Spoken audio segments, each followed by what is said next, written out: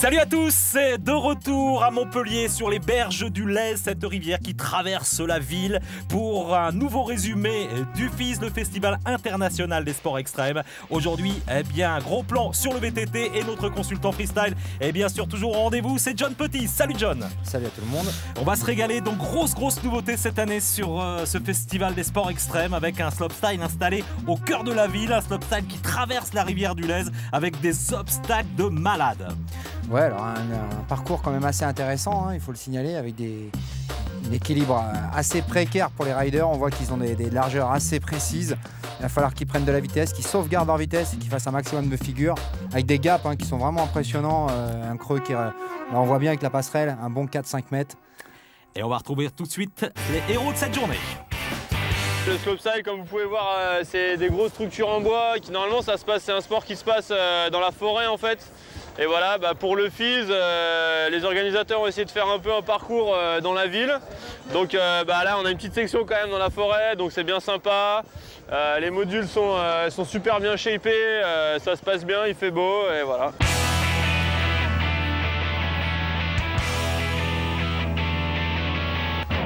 Un homme heureux, Pierre-Édouard Ferry, mais c'est avec Rodolphe Legendre, le français, que nous allons démarrer ce résumé, histoire de découvrir. Vous voyez beaucoup de monde sur les berges du Lez pour admirer ce spectacle. Rodolphe Legendre, c'est un spécialiste du VTT. Il a terminé 3e du Paradise Trail l'année dernière aux Deux Alpes, une compétition que les VTTistes connaissent bien.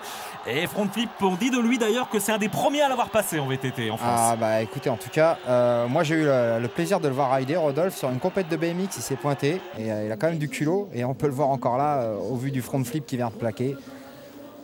Là, c'est le parcours au niveau de l'équilibre. Ouais, il y a quand même des obstacles avec un relief très particulier. Donc, ça demande beaucoup d'équilibre, surtout sauvegarder sa vitesse un maximum, parce que sinon il arrive au bout et vous voyez le gap là, il va tomber dans le vide. Là, il faut avoir de la vitesse. Il se permet de le faire en 3-6 en plus. Il enchaîne le wall ride, le curve wall ride. Donc c'est un wall ride, c'est un mur qui tourne en même temps. Donc là, il va falloir que son trifuge nous permet de rester dessus. Et un très beau run pour Rodolphe Legendre, crédité de 219 points. Ce sera donc le score à battre pour les autres concurrents. Et a priori, c'est Robin Chauvin, le prochain concurrent, qui va s'élancer sur ce parcours. Là voici Robin Chauvin, il est du Brusquet, ride depuis 5 ans ce garçon, et c'est un spécialiste du VTT et un passionné de moto en même temps. Ah ouais, effectivement, il y a tout ce qui est sur deux roues apparemment, le jeune homme. On peut remarquer quand même que le parcours, il part d'un côté du Lez, et puis il traverse le Lez, et puis il fait des allers-retours comme ça. Ils ont vraiment utilisé le dénivelé, on va dire, naturel du parcours pour donner des obstacles les plus variés possibles. Apparemment, les riders ont été très contents de ce parcours. Ils se sont régalés. Un parcours en 3 parties d'ailleurs. Malheureusement, on ne pouvait pas faire la ligne complète, et je pense que les organisateurs essaieront de le faire l'année prochaine. Magnifique passage là sur le gros gap et sur le wall ride, et 213 points au compteur pour Robin Chauvin. Rodolphe Legendre est toujours le leader, et voici maintenant David Desnos. Ah lui, il part fort d'entrée, gros backflip. Là, après, il y a cet enchaînement de funbox. En fait, c'est des bosses qu'ils ont répliqués en bois, qui leur permettent de passer au-dessus du Lez. Il y a 3 bosses qui s'enchaînent. Je pense que là, plus rider enchaîne de figures, plus elles sont compliquées évidemment, et plus c'est des points. Là, apparemment, il est un peu à court. David Desnos qui a terminé 2e sur une des premières étapes du Wall Ride Tour, qui est un nouveau circuit français à l'image donc de cette nouveauté sur le FIS, le slopestyle. Si vous voulez voir du spectacle, ne manquez pas le passage de ce Wall Ride Tour un petit peu partout en France. Et le passage donc dans les sous-bois, il faut être efficace, rapide et éviter de tomber. Personnellement, j'aime beaucoup ce nom là, Wall Ride Tour. C'est assez marrant le fait de devoir aller rider un peu tous les murs de toutes les villes. C'est assez marrant comme concept. Il utilise le gros gap. Énorme. Énorme le 3-6 là, en le gapant. Ah ouais, là, le garçon va certainement prendre des points. Applaudissements d'une foule en délire. Délire vraiment au niveau de l'ambiance cette année sur le FIS. Et la note d'Avis peut-être qui va tomber en tout cas. C'est lâché le garçon. Voilà, faut oser quand même de gaper. De toute façon, quand il arrive sur l'éjecte, il ne voit pas où il atterrit en général. Il atterrit dans un point incline, donc il ne voit pas trop bien où il atterrit. 228 points, c'est le nouveau leader. Un petit clin d'œil au passage, puisque ce garçon il s'entraîne sur le skatepark de Pessac, où il y a les vibrations urbaines tous les ans. Voilà, alors là, vous voyez là d'où il part, il ne voit pas trop où il atterrit. En plus, il fait un 3-6, donc bonne réception. David Desnos, nouveau leader, et voici Fred Austruy, un petit gars de Rodez, il a 20 ans et un gros cœur, vous le voyez. Ah oui, alors là c'est un gros funbox naturel, un éject, après il enchaîne. Ah, il est très technique. Il a réussi à faire flip sur le premier box, un no-hand au fond. Ah, il a bien enchaîné la première partie. Voilà, il va reprendre ses marques. Là, il est parti sur la deuxième partie, justement, le retour au-dessus du laise. Un X-up, il va attaquer le box, un tail whip, le 4 qui tourne autour du guidon. Ouais. Donc, c'est bien ce qu'on disait depuis le début, il faut vraiment sauvegarder sa vitesse entre les obstacles. Et pas franchement heureux à la réception, assis dans le passage sous la forêt. Ouais, c'est beau ce qu'il fait là. Ouais, alors là, voilà, toujours pareil, un problème de vitesse, hein, on le dit bien. L'équilibre et la vitesse est vraiment primordial, surtout sur cette partie du parcours. Là, il va repartir pour atterrir vers le gap. Donc le fameux gap, quelle partie va prendre, la petite ou la grosse? Là, apparemment, il fait le show. Ah, de toute façon, il a intérêt s'il veut prendre des points à se lâcher parce qu'évidemment, ce manque de fluidité dans les North Shore va lui coûter des points. Ah, là, il va atterrir, attention, là vers le gap. Certainement vers le petit. Ah non, il se dirige vers le gros. Ah, le petit. Voilà. Ouais. Bah, il fallait quand même le prendre. Ouais, effectivement. On va dire que c'est un petit gros. Ouais, c'est un petit gros, voilà. Ce qui est quand même bien impressionnant. Et David Desnos, toujours le leader avec 228 points. 210 points à l'instant pour Fred Ostrué. Et voici Tom Coquille qui s'élance. Vous voyez, départ qui a été mis dans la forêt comme ça pour la prise d'élan, la première. Avec une réception naturelle, hein, dans les réceptions en point incliné du laise. Ah, il enchaîne les funbox, X-up, 3-6. Joli. Ah, là, c'est pas évident non plus de garder sa vitesse, de bien atterrir. Oh, chacun no foot cancan au fond. Bah, il a fait le travail hein, parce qu'il a envoyé un tricks sur chacune des bosses. Oh, alors flip en montant. Gonflé. Joli 3-6, il atterrit bien haut, il peut encore continuer un whip en montant. Pour l'instant, il se démerde bien. Ah ouais, là il y a du beau travail pour le garçon. Ah, on entend bien derrière hein, le public de Montpellier qui le pousse. Ça brasse pour Tom, jeune espoir du VTT français, dit-on de lui. C'est à l'image d'un Christopher Hatton qui était blessé malheureusement sur le contest, un des meilleurs français sur ce genre de discipline aujourd'hui. Oh là là, joli wall ride. Le wall ride magnifiquement exécuté. Ah, il y a des points pour le garçon. Ah oui, 239 points, c'est le nouveau leader. Ça, c'était quand même chaud, hein. Le tail whip. Le whip en montant. Pas mal. Bien joué.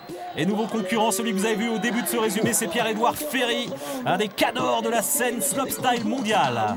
Ouais, il part très fort déjà, parce qu'il a gapé en no-hand. Après, il enchaîne bien sur les funbox. Il a très à l'aise. Hein. Un bon style. Ça va être un trail rider, ça, je pense.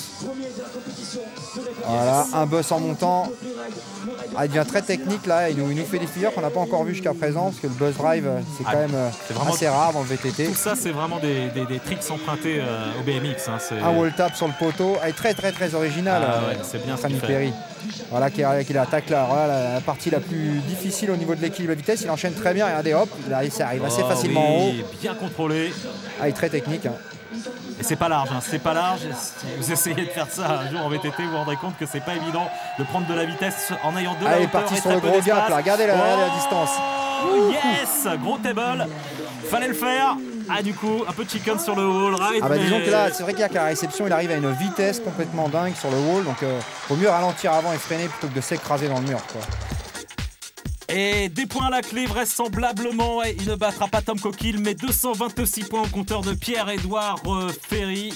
Yes. Ah, le gap, là, il y a un bon 4 mètres, hein, facile. Ouais, il faut y aller hein, quand même, il faut y aller. Et un nouveau concurrent qui s'élance, c'est Fred Lecor, il a 20 ans.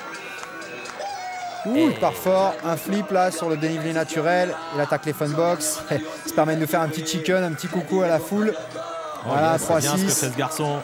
Et Fred Lecor, il y a une particularité, donc c'est vraiment une discipline nouvelle et il a gagné une épreuve qui s'appelle la ferme, tout simplement parce que le slopestyle il avait été installé dans une ferme. C'était lui le vainqueur de cette première édition. Très originaux nos amis du mountain bike. Voilà, un flip suivi d'un 3-6 en montant, il va attaquer la deuxième partie du parcours. Un petit aerial là sur le quarter. Vous avez remarqué l'harmonie avec le t-shirt. Ah ouais, là, parfait fit, hein. Attention. La roue avant, le t-shirt, tout va bien. Ah, magnifique. Ah, il enchaîne bien smooth, hein, comme on dit. Allez, joli passage, et c'est maintenant qu'il faut avoir le gros cœur. Petite ou grande? La grande. Non, la petite. Yes. Voilà, table. Il arrive vers le haut assez rapidement, vous voyez. Et quand même, il a freiné. C'est vous dire la vitesse qu'ils ont en atterrissant de ce gap. Et le garçon s'appelle Fred Lecor. Je vous rappelle que le leader pour le moment est toujours Tom Coquille avec 239 points. C'est le score à battre.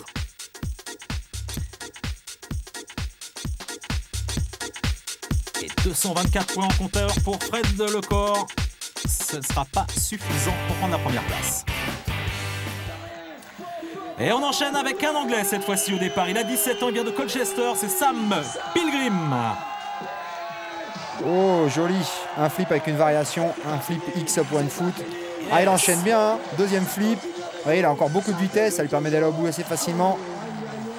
Alors là, pour l'instant, à mon sens, il est quand même nettement au-dessus du lot, ne serait-ce que par rapport à la fluidité et les tricks qu'il a fait. On va revoir ça, deuxième passage en tout cas pour le garçon.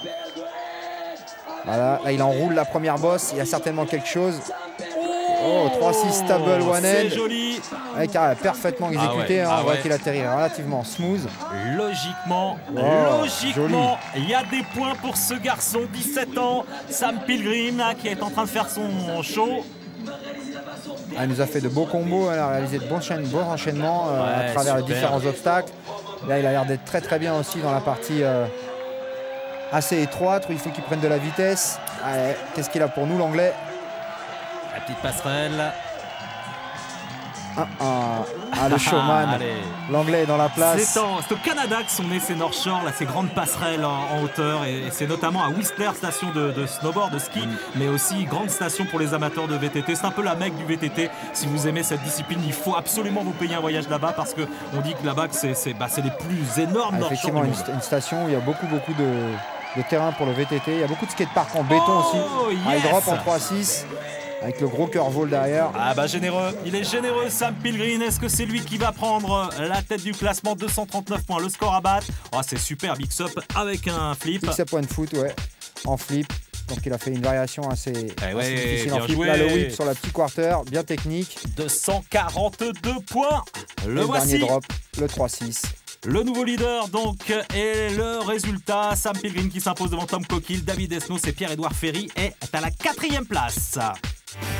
Voilà, c'est là-dessus qu'on se quitte. On se retrouve demain pour la suite. Salut John. Salut, à plus tard. Et on se quitte avec les images de Sam Pilgrim, comme si vous y étiez. À demain pour la suite de ce festival international des sports extrêmes de Montpellier. Bye bye.